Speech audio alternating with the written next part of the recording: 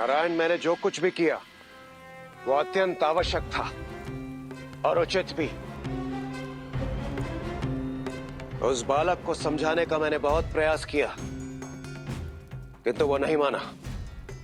उसने तो सूर्य को निगल लिया। ऐसे में यदि मैं मौन रहता तो यह बहुत बड़ा अधर्म होता। और फिर त्रिदेवों ने जो दायित्व मुझे सौंपा है, उसकी यह मांग थी कि मैं अपने वज्र का प्रयोग करूं। क्यों सूर्यदेव, उचित कह रहा हूं ना मैं? देवराज सत्य कह रहे हैं नारायण। मैं सृष्टि को चलाने वाला सूर्य हूं, कोई खिलौना या फल नहीं जिससे बालकों का मनोरंजन हो। यदि और एक क्षण के लिए मैं लुप्त रहता तो ब्रह्मांड में सदा सदा के लिए अंधकार छा जाता। मारुति को समझाने का प्रयास किसने नहीं किया? मैं गया था वरुण देव के साथ, समझाया, थोड़ा बल का प्रदर्शन किया, परंतु वो नहीं माना। उल्टा उसे समझाने पहुंचे हर देवताओं को उसने अपमानित करके वापस भेज दिया। उसकी हठ का दंश संपूर्ण संसार को भोगना पड़ता है। इसलिए देवराज ने जो कुछ किया वो उचित था।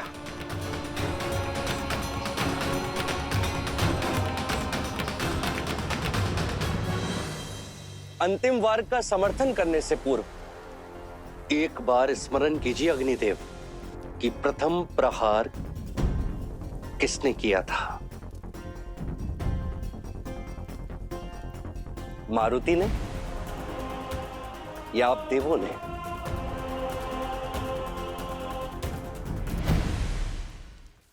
आपने मारुति की उद्दंडता को देखा,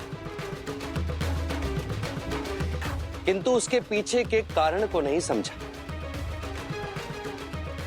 वो उसका हठ था, उसका भोलापन था,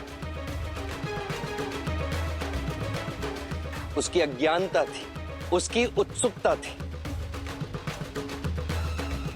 किंतु आपके भावों में कहीं भी सृष्टि के नियमों की सुरक्षा नहीं, किंतु अपने बल का अभिमान था। समस्या सृष्टि के सामने आई चुनौती के नहीं, बल्कि समस्या वो चुनौती थी जो उस नन्हे मारुति ने अज्ञानता में आप सबके बल को दी थी।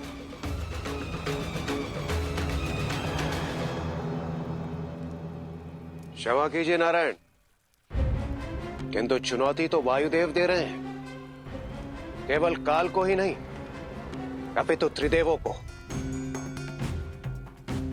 आप ही बताइए, एक पिता के दुख का दंड भला ये ब्रह्मांड क्यों भोगेगा? हमने जो किया वो कोई अपराध नहीं था, और आपने भी तो कितनी बार इस सृष्टि के, इस संसार के हित के लिए अपने सुदर्शन चक्र को चलाया है।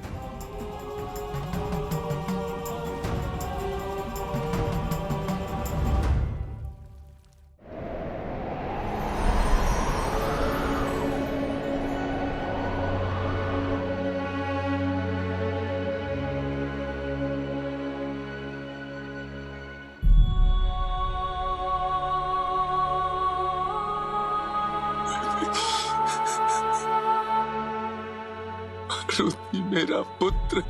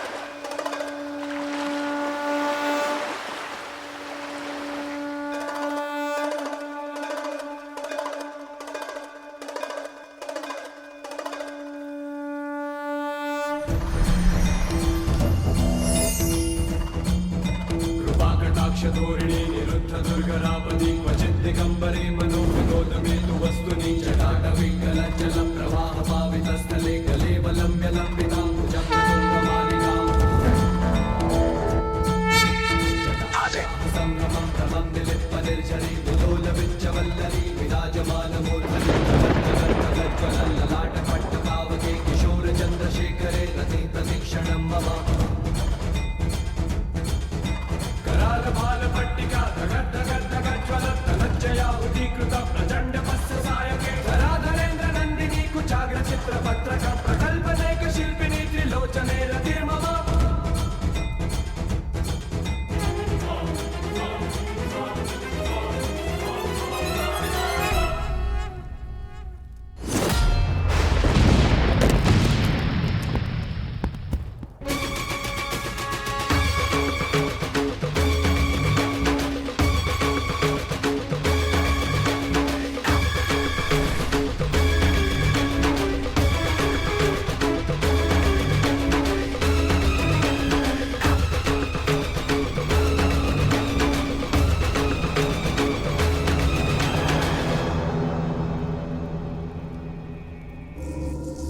प्रणाम महादेव।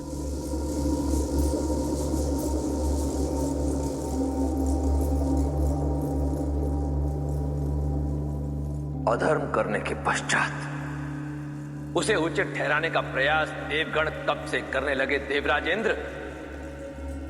क्या देवताओं का अभिमान ब्रह्मांड से बड़ा हो गया है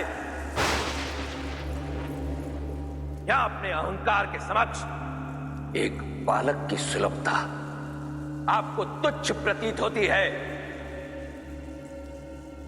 प्राणी मात्र की रक्षा करने का प्रण लेने वाले देवताओं ने अपने अहंकार की ज्वाला में एक बालक को भस्म कर दिया।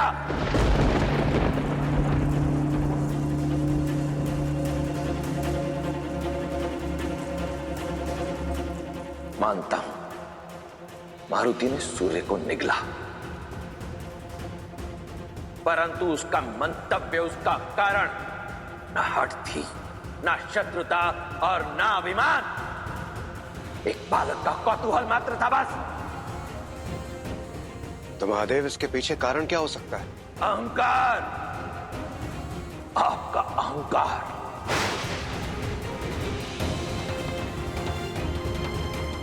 अपनी शक्ति का अहंकार, अपने देवता होने का अहंकार।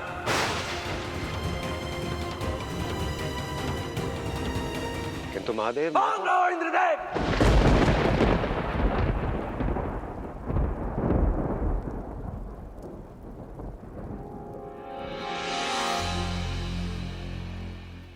आज आपका कोई भी तर्क आपके इस कुकृत्य को उचित नहीं ठहरा सकता। ना आपके, ना सूर्यदेव के, और ना ही अन्य किसी देवता के जिसने उस बालक को क्षति पहुंचाई है।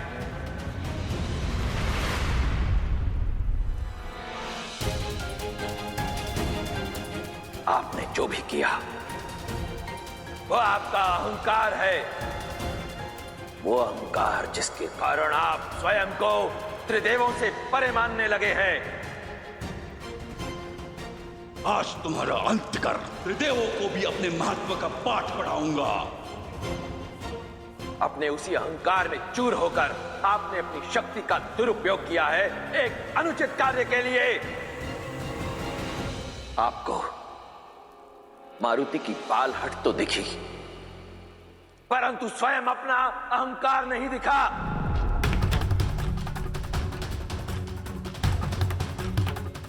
उसका कर्म दिखा, उद्देश्य नहीं। वास्तविकता तो यह है कि अज्ञानतावश की गई उसकी उद्दंडता से आप सब भयभीत हो गए। इस संसार को यदि यह पता चलेगा कि आप कैसे शक्तिशाली और बलवान देवता एक बालक से परास्त हो गए, तो क्या होगा आपकी मान सम्मान, आपकी प्रतिष्ठा का?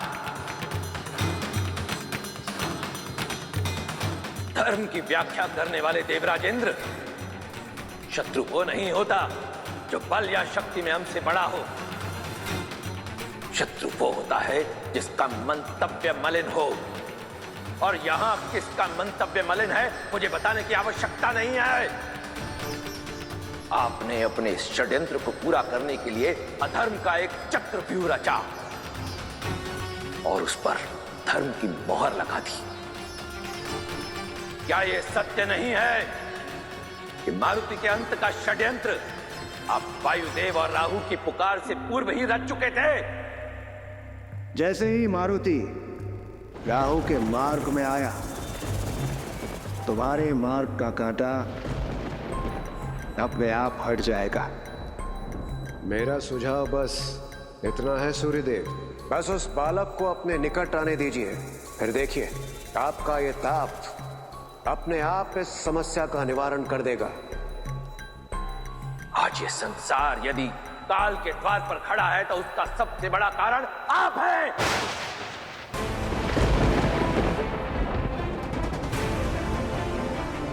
और आप सूर्यदेव, आपका दायित्व है सृष्टि को ऊर्जा प्रदान करना, परंतु अपना ये दायित्व निभाते निभाते आप में भी अहंकार आ गया है।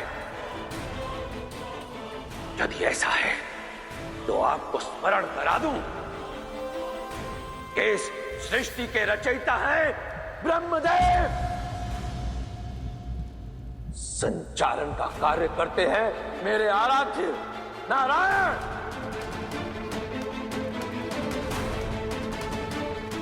और इसके विनाश का कारण बनता हूं मैं।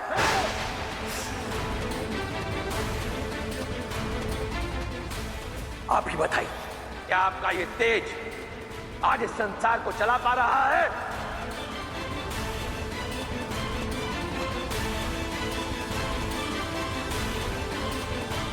क्या आप इस संसार को श्वास के लिए वायु प्रदान कर पा रहे हैं? नहीं ना। आज आप याचना की पुकार लेकर किसके दरबार में खड़े हैं? नारायण के। और आप सब यहां इसलिए खड़े हैं क्योंकि आप सबके हृदय में अपने द्वारा किए गए अपराध की ग्लानि है, परंतु अपराध किया है तो उसका दंड तो अवश्य भुगतना होगा।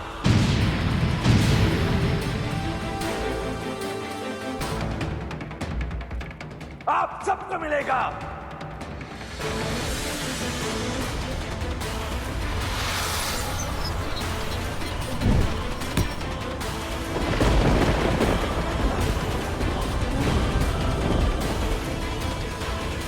महादेव,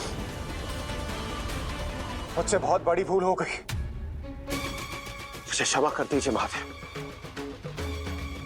मैं अभी जाकर वायुदेव से क्षमा याचना करता हूं।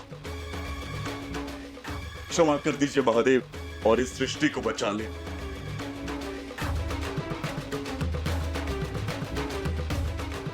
मैं अपनी भूल मानता हूं महादेव।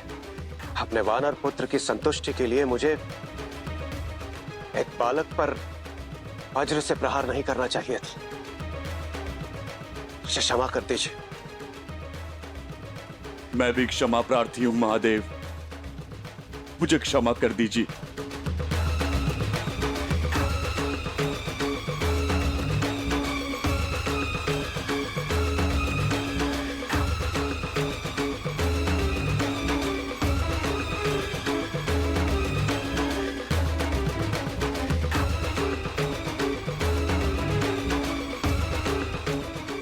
धन्यवाद महादेव, धन्यवाद।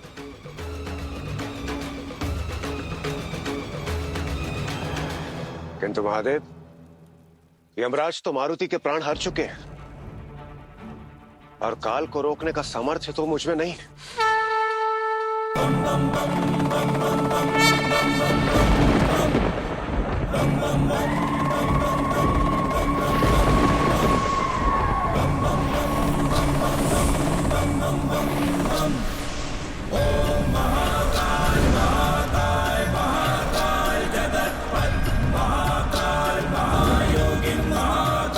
नमोस्तुते।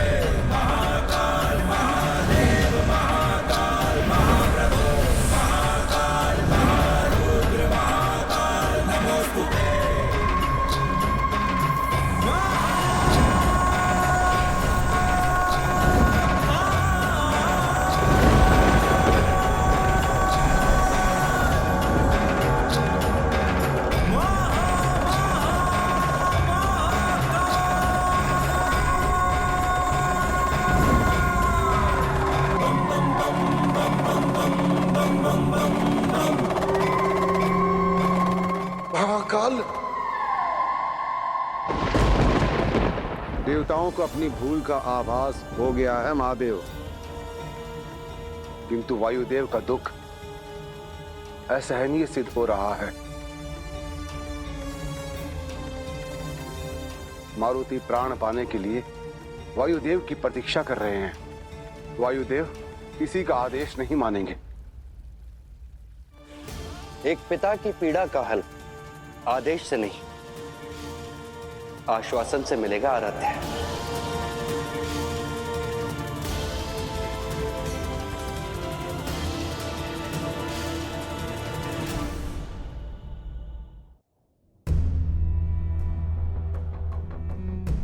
मारुति मेरा पुत्र। वायुदेव,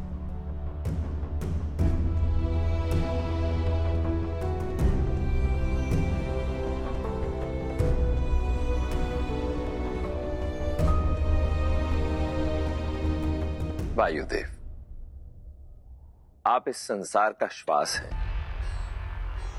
आपका धर्म जीवन देना है, जीवन लेना नहीं। तीनों लोकों का अस्तित्व केवल आपसे ही संभव है। उस संसार का अस्तित्व केवल आपसे संभव है वायुदेव। जो मारुति को सर्वाधिक प्रिय है, वो संसार शून्य हो रहा है, जिसे मारुति ने अब तक देखा भी नहीं है। अब आप ही बताइए, यदि वो संसार ही नहीं बचेगा तो जब मारुति वापस लौटेगा तो कहां जाएगा?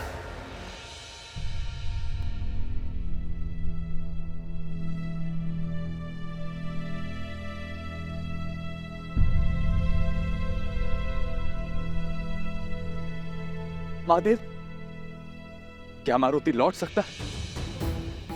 किंतु कालदेव। वायुदेव, काल को महाकाल ने रोक दिया है।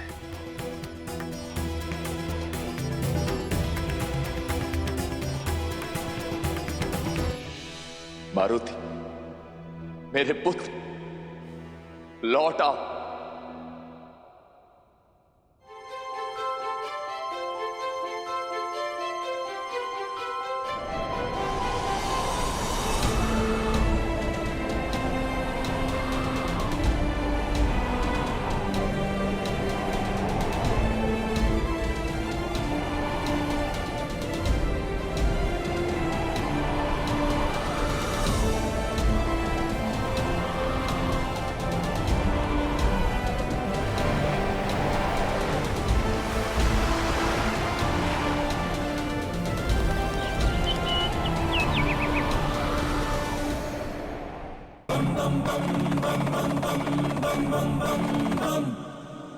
समय से पूर्व ना कोई आता है ना कोई जाता है, और ना तो तुम्हारा समय पूर्ण हुआ है और ना ही उद्देश्य।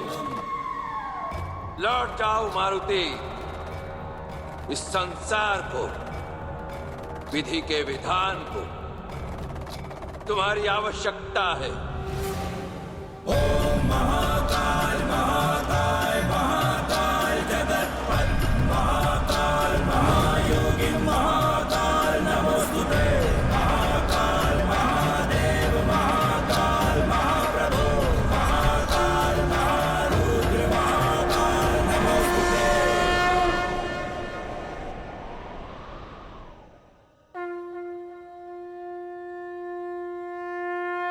मारुति कोई साधारण वानर नहीं है, मेरा ही अंश है, और इसने जिस उद्देश्य से अवतार लिया है उसकी कल्पना यह संसार नहीं कर सकता। अभिमान ने मेरे नेत्रों को संकुचित कर दिया था, और मैं आपके विराट उद्देश्य को भूल बैठा। अपने वानर पुत्र के वर्तमान की चिंता में भविष्य को अनदेखा कर दिया। मुझे क्षमा कर दीजिए महादेव। भूल का आभास ही सुधार की पहली सीढ़ी होता है इंद्रदेव। और क्षमा याचना तभी सच्ची होती है जब वो मन को शांति दे। इस प्रकरण से संसार को आने वाले समय में एक बहुत बड़ी सीख मिलेगी कि एक बालक की हठ को अपराध ना समझा जाए। कि यदि कोई अज्ञानतावश अनुचित मार्ग का चयन कर ले परंतु उसका लक्ष्य शुभ हो तो उसका मार्गदर्शन करना चाहिए, उसे दंडित नहीं करना चाहिए।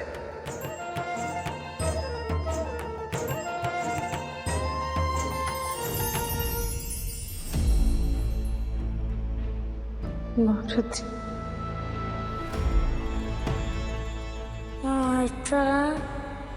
माता